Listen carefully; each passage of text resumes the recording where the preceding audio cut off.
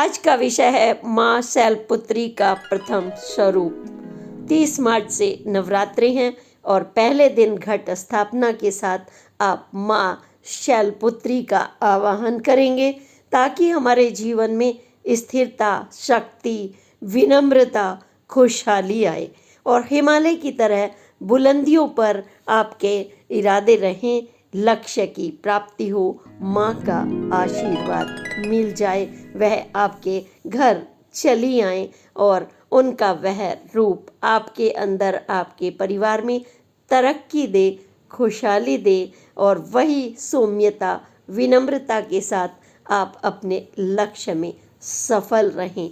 हिमालय की यह पुत्री हमें किस तरह से आशीर्वाद देती हैं, वो कैसे प्रसन्न होती हैं, आज की पोस्ट हमने आपको उनके स्वरूप और पूजा विधान, महत्व और आपकी मनोकामना पूर्ति के लिए मंत्र बताया है। इसके साथ ही आप पोस्ट में सभी माँ लक्ष्मी, शिव का आशीर्वाद, जब माँ शैलपुत्री प्रसन्न होती हैं तो समझ लीजिए भगवान शिव, पार्वती, लक्ष्मी जी, संपूर्ण परिवार की खुशहाली का आपको आशीर्वाद निश्चित रूप से मिलेगा। आज की पोस्ट आपके लिए हर दृष्टि से महत्वपूर्ण है। देखिए पोस्ट। नमस्कार, मीना कौशिक लाइफ स्टाइल में आपका स्वागत है। आज का विषय है चैत्र नवरात्रे पर माँ के प्रथम स्वरूप माँ शैलपुत्री की पूजा का विधान और महत्व। हमें जो लोग माँ शैलपुत्री की पूजा करते हैं उन्हें विशेष रूप से क्या आशीर्वाद प्राप्त होता है और पौराणिक वैज्ञानिक महत्व क्या है। जब हम माँ की पूजा करते हैं तो माँ का स्वरूप हमारे यहाँ पर नवरात्रों में जब हम करते हैं तो उनके 9 स्वरूपों की पूजा प्रतिदिन करते हैं।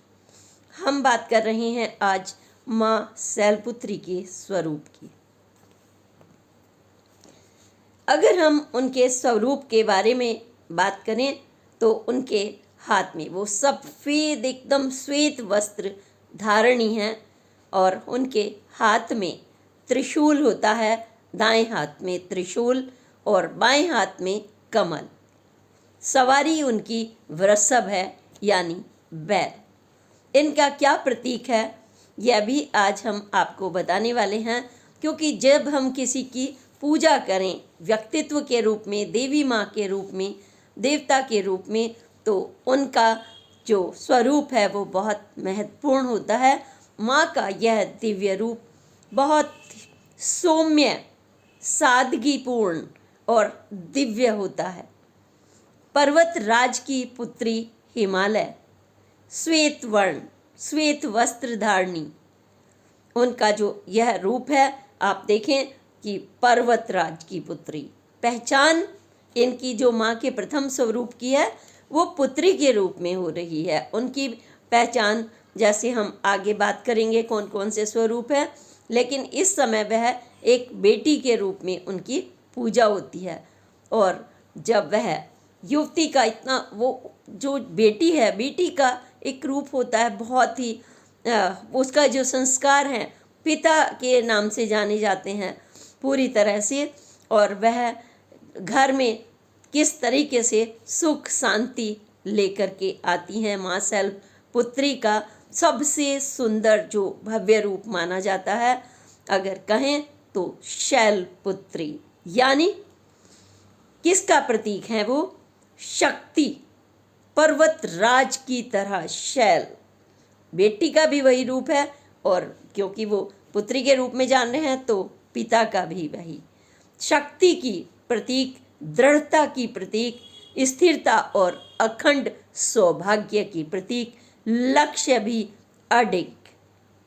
जब हम बात कर रहे हैं तो यह सब कुछ सिंबॉलिक रूप से तो वह देवी माता स्वयं भी अपनी संतान को वही चाहती है जैसे कि वह स्वयं है, अपने गुणों से पूर्ण करके, अगर वो आदर्श है वो उससे भी ज़्यादा चाहती है संतान के लिए। और जो माँ शैलपुत्री की पूजा विधि विधान से करते हैं, उनके अनुरूप करते हैं स्वरूप के, उन्हें घर में खुशहाली, सुख, शांति, विनम्रता, अखंड सौभाग्य और सबसे बड़ी चीज़ है दृढ़ता। क्या जो लक्ष्य की प्राप्ति होती है वह दृढ़ शक्ति प्राप्त होती है, क्योंकि जीवन में स्थिरता बहुत जरूरी है।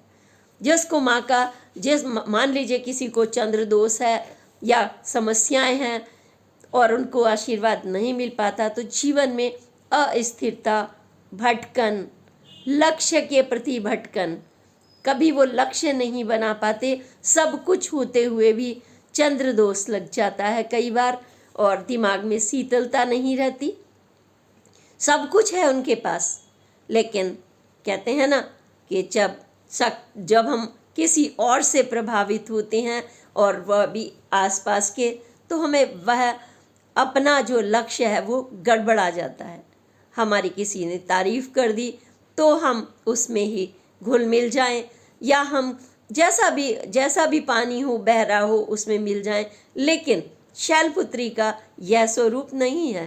वह सिखाती हैं अपनी संतान को कि हमें अपने मन में एक लक्ष्य और वह अपना व्यक्तित्व बनाना है कि आपके सामने स्वयं लोग आकर के आपकी सौम्यता और सादगी की तो आपका सम्मान करें, लेकिन आपके अंदर जो दृढ़ता है वो स्वयं की बनी रहे और आपका ऐसा व्यक्तित्व, ऐसा जीवन खुशहाल हो युगों युगों तक कि हिमालय की तरह से आपका जो खुशहाली है जीवन में वह बनी रहे, जीवन में अस्थिरता ना बनी रहे।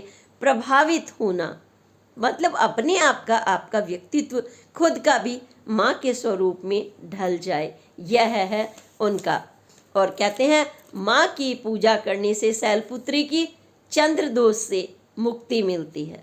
जो मन में किसी के शीतलता नहीं रहती, भटकन रहती है, और जब हम इस स्वरूप के पूजा करेंगे तो उनके व्यक्तित्व के अनुरूप करेंगे। अब 30 मार्च से चैत्र नवरात्रे शुरू हो रहे हैं। उनकी कैसे पूजा हो आज मैं यह भी बता रही हूँ, क्योंकि सबसे पहले हमें माँ का यह प्रथम स्वरूप पूजा यह अनिवार्य है। यह नहीं है हर रूप का आपको अलग आशीर्वाद, अलग संकल्प, अलग दृढ़ शक्ति मिलेगी। माँ को कौन कौन सा भोग प्रसाद पसंद है और उन्हें कौन सा रंग पसंद है, कैसे पूजा करें, इनकी पूजा से पहले ये जानना आवश्यक हो जाता है। तो माँ का जो प्रसाद है आपको तैयार रखना है 30 मार्च से प्रथम पूजा, क्योंकि माँ शैलपुत्री की ही है। तो उसमें आपको प्रसाद, दूध से बनी चीज़ें माँ को अत्यंत पसंद है, श्वेत रंग की पसंद है। दूध, चावल की खीर उन्हें अत्यंत प्रसन्न करने वाला उनका भोग है। सफ़ेद मिठाई, वस्त्र जो रंग है उनको वह भी श्वेत रत्न, क्योंकि वह हिमालय की पुत्री हैं। दूर तक जो शांति मन में आती है, जब आपने देखा होगा तड़क भड़क का अलग एक व्यवहार होता है, अलग विचार होता है, लेकिन जैसा खाएं अन्न वैसा हो जाए मन, वैसा भी होता है। तो शांति, सादगी, स्थिरता लाती है जीवन में और खुशहाली लाती है। उसी के अनुरूप आप श्वेत वस्त्र धारण करें या फिर पीला वस्त्र जो ऊर्जा का प्रतीक है, सादगी का प्रतीक है और खुशहाली का प्रतीक है, वह पहनकर माँ को पूजा करें। पुरुष लोग सफ़ेद धोती, सफ़ेद कुर्ता पहने, महिलाएं सूट सलवार जो भी पहने, हरे लाल रंग की बॉर्डर वाली साड़ी पहन सकती हैं, श्वेत कलर की, गोल्डन कलर की। उसके अनुरूप जब हम पूजा करेंगे तो जैसे माँ बेटी का रिश्ता बनता है वही आपका बनेगा। श्वेत पुष्प उनको चढ़ाएं पूजा में और फिर हम उनको नमन भी करें। या देवी सर्वभूतेषु माँ शैलपुत्री संस्थिता, नमस्तस्य नमस्तस्य नमस्तस्य नमो नमः। उनका आवाहन आप जरूर करेंगे। महत्व की बात अगर हम करें तो हमने जैसे बताया कि सौम्यता, दृढ़ संकल्प, लक्ष्य, अडिग लक्ष्य, शैल की तरह अडिग लक्ष्य तो वैवाहिक जीवन में आपके सुख शांति आती है, परिवार में खुशहाली आती है। आप कारोबार कर रहे हैं, आप छात्र जीवन में हैं, आपका जो भी लक्ष्य है, माँ का नमन करके अपने अंदर एक चंद्र जैसी शीतलता और शैल जैसी, हिमालय जैसा आपको बुलंद इरादा रख करके, मन को शांत रख के, बिना प्रभावित हुए अपनी कर्म शक्ति की तरफ, ऊपर की तरफ आपको सोचना है। और इसी के साथ जब आप प्रसाद, आप खीर चढ़ाएंगे, आप मिठाई चढ़ाएंगे प्रसाद में, तो आप जो सबसे मूल चीज़ होती है, दूध, शहद, घी, फल और एकादशी नारियल, नारियल जरूर चढ़ाते हैं माँ को। माँ के जो माथे पर अर्ध चंद्रमा विराजमान करता है, वह चंद्रमा शीतलता का ही है, क्योंकि जो लोग इसके विपरीत माँ के गुणों के होंगे, उनका गुस्सा आएगा, जल्दी जल्दी अपने इरादों को बदल देंगे, कुछ भी करेंगे, शांत नहीं रहता, छोटी छोटी बातों पर वो रिएक्शन करते हैं।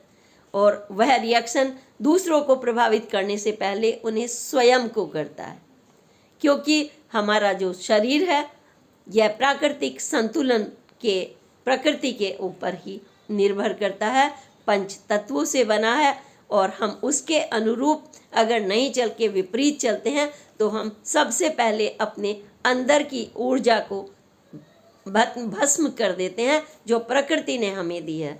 हमें उसको संतुलन बनाने की बजाय हम उल्टा कर देते हैं।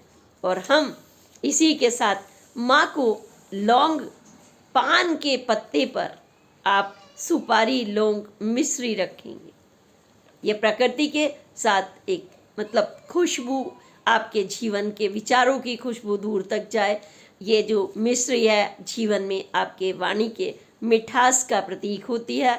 यह जाए, पान प्रकृति का प्रतीक है, जो तमाम आपको बीमारियों से दूर रख करके आपके जीवन में आपको आरोग्य प्रदान करता है। इस आरोग्य के साथ यह आप तैयारी रखें, और पूजन करने के लिए आप अपना पूरी किस तरीके से चौकी विधान करना है, आज हम आपको वो भी बताते हैं। लेकिन इससे पहले बता दें कि यह कौन है। शैलपुत्री बेटी तो हैं, लेकिन इन्हें पुनः रूप जन्म लेना पड़ा, क्योंकि सती रूप से भी इनकी पौराणिक कथा जोड़ी जाती है। पिछले जन्म में यह सती राजा दक्ष की बेटी थी, और राजा दक्ष शिव जी से विवाह हुआ। और जब उनका यज्ञ हो रहा था, मार्कंडे पुराण में इसका दिया गया है वर्णन पूरा, कि यज्ञ हो रहा था और बेटी को आमंत्रित नहीं किया गया, और दामाद यानी षष्ठी रचयिता भगवान शिव को। तो कहते हैं कि बिना बुलाए अगर हम, चाहे वो भगवान और देवी भी हों, कहीं जाते हैं तो आपको वो मान सम्मान नहीं मिलता। हर एक का व्यवहार अलग है, वो किसको पसंद करता है, नहीं करता है। तो राजा दक्ष को वो शुरुआत से ही भगवान शंकर के स्वरूप से वो प्रसन्न नहीं हुए थे।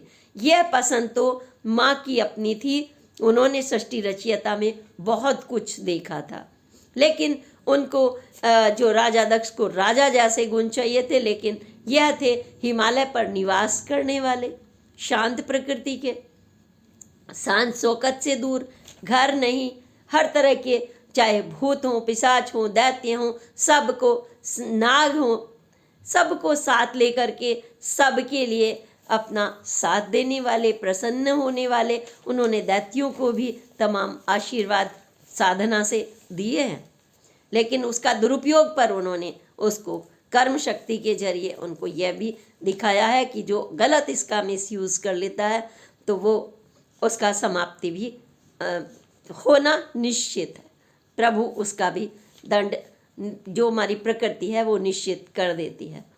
तो इसी के साथ जब वो चली गई थी वहाँ पर, और उन्होंने इजाज़त तो ली और बिना बुलाए चली गई वहाँ पर, भाई बहनों से, माँ से, पिता से, माँ से तो नहीं, पिता से, जो उन्होंने एक उपेक्षा का भाव देखा वहाँ पर, और वो तड़प उठी, उनके अंदर की अग्नि तड़प उठी कि मैं यहाँ पर क्यों आ गई हूँ बिना बुलाए, लेकिन उधर वो कहकर आ गई थी। वहाँ भी एक लड़की की बेटी के सामने ये समस्या आती है कि पति के बिना आप वहाँ भी नहीं वो कुछ कह सकती, तो मन में ऐसा होता है। तो उन्हें यह इरादे रखने चाहिए कि उनका घर पति का घर होता है, जो बार बार मान लीजिए आप घर जाकर बैठ जाएं तो आपका सम्मान दोनों तरफ से खत्म हो जाता है।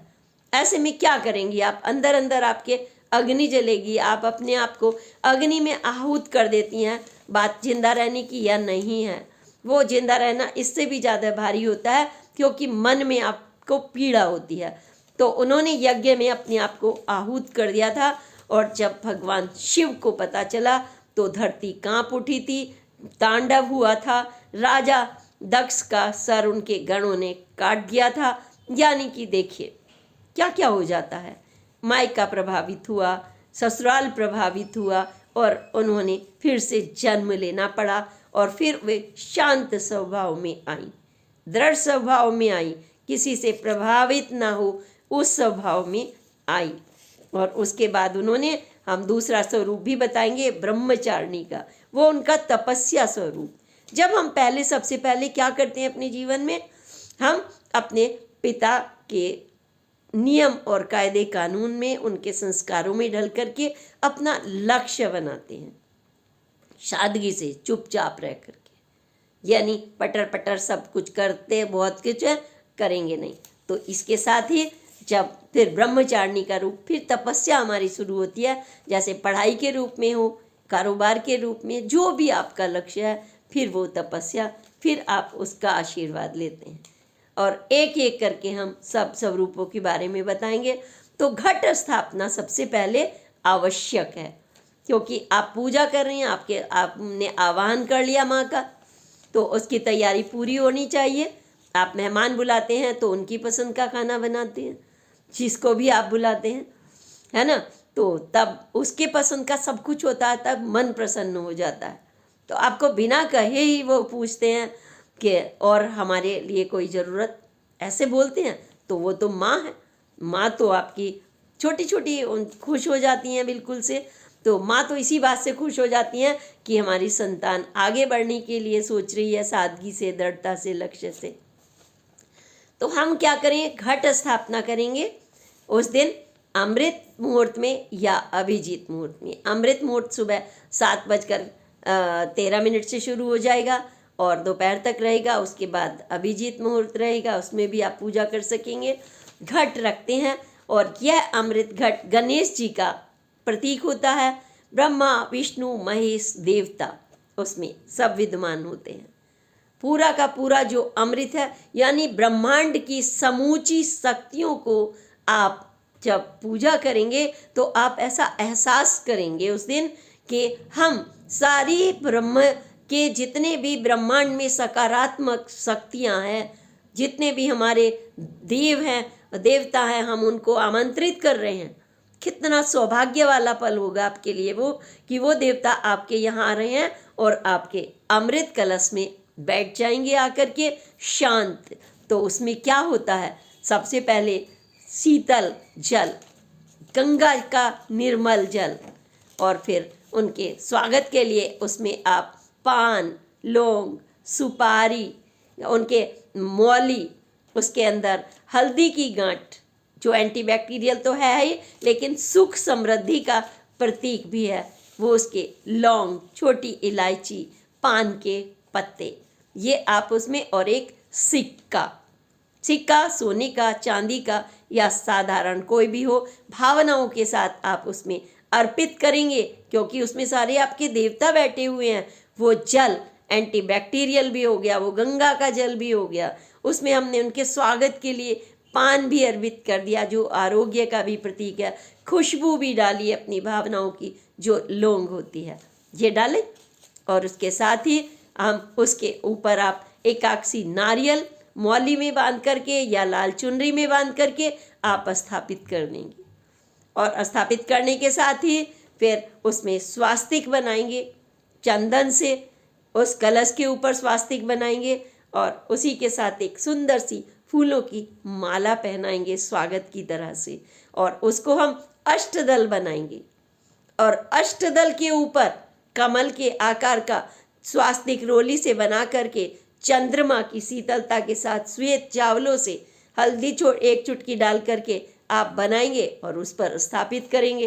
फिर घी का दीपक लगाएंगे, सामने माँ शैलपुत्री की प्रतिमा आप अवश्य लगाएंगे, जो कि उनके स्वरूप की हम पूजा कर रहे हैं।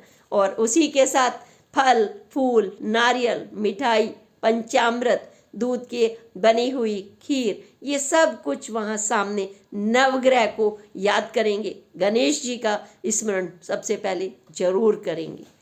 भगवान शिव, पंचदेव, ब्रह्मा, विष्णु, महेश, देवी देवता, नव दुर्गा के साथ स्मरण करते हुए माँ की पूजा करेंगे, आरती करेंगे पूरा उनका विधि विधान से पूरे परिवार के साथ में। फिर उसके बाद कपूर के साथ आरती करके घी का दीपक लगाते हुए पूरे घर में धूप दीप दिखाएंगे।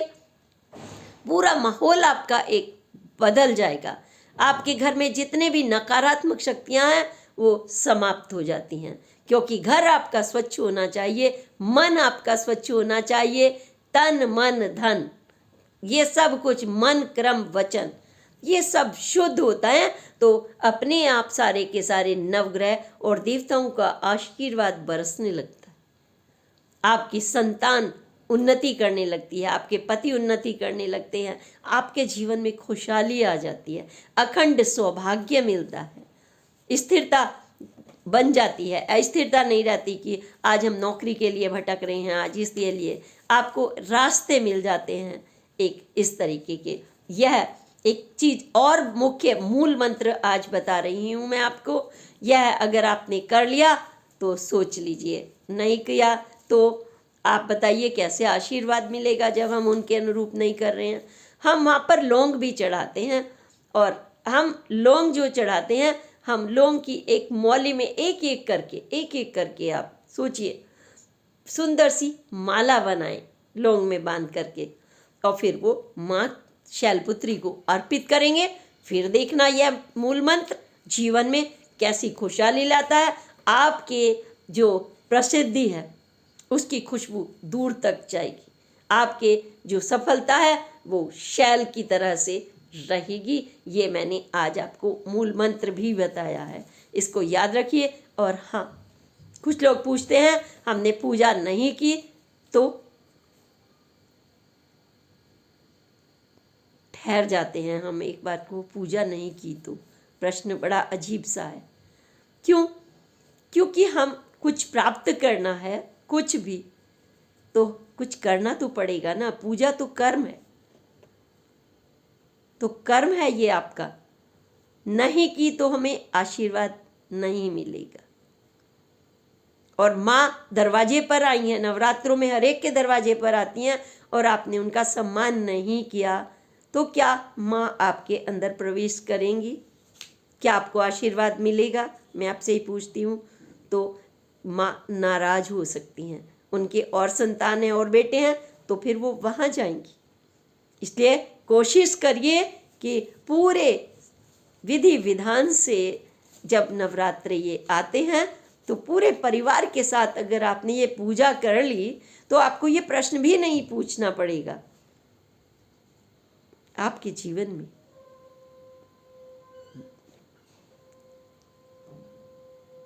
एक शंख ध्वनि गूंजेगी। यह शंख ध्वनि आपके लिए है। ऐसे होता है, अपने आप गूंज जाती। मैंने शंख नहीं बजाया, मैंने कुछ नहीं किया, लेकिन पूजा का हमने नमन किया तो यही सुख समृद्धि आपके घर आ जाएगी। इसलिए आप यह तो कहिए ही मत, नहीं किया तो हाँ, ना नाराज करने की बात करिए कि अगर हमने शैलपुत्री की पूजा करी तो क्या होगा, तो आप शीर्ष पर होंगे सफलता के। इसी के साथ शैलपुत्री माँ की जय करते हुए, प्रणाम करते हुए उनसे आशीर्वाद लें। आपको चैत्र नवरात्रा की बहुत बहुत हार्दिक शुभकामनाएं। जय माँ शैलपुत्री। और अगली पोस्ट तक के लिए प्रणाम। जय हिंद, जय भारत।